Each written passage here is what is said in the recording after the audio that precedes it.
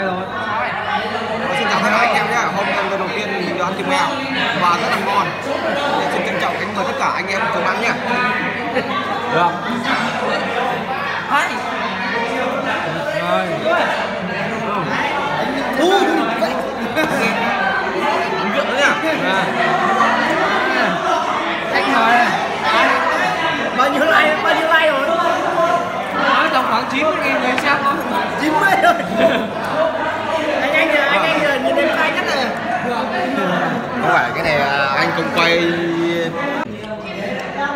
Không phải đi qua những sinh. Anh phải đi chụp cái gì này, không có cái mì.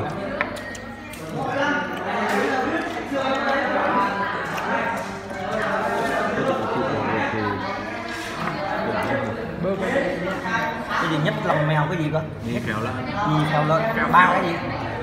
Phèo lợn là cái gì? Ba lòng trâu. Cái phèo nó Phèo cái lòng lợn. sao vậy mình nhìn người khác làm gì nhỉ? Mời ai mời đi cạnh Thôi, uống nè. Hàng xóm đấy. Khỏe không? Chết. Ô, uống cùng nhau chứ làm gì uống riêng được. Em mời anh đi. Em mời anh đi. Sức khỏe. Sức khỏe nha. Cảm ơn. Tí lại Hương kia mà nữa mà là đấy, anh tình cảm. À Hương kia chắc là cùng quê đó. Bên là đi đường nào anh nhỉ? Em cảm Sơn La, Hòa Bình Sơn La. em không chưa biết. Có đi đường Phú Thọ được ấy. Đường Yên Bái đấy hả? Ừ. Nhưng mà đường đấy thì hơi xấu.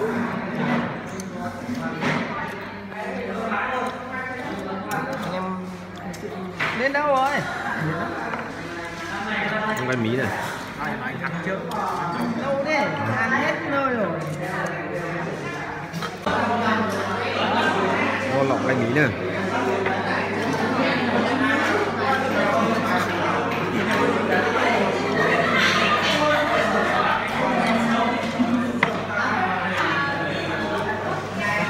Đồng bằng.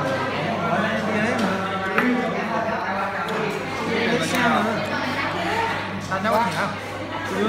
Nước ngoài không? Nước ngoài không? Rượu rồi bạn không gọi đi. Không gọi rượu. Rượu ơi. Quán mát sao? Nấu này bay hết thôi.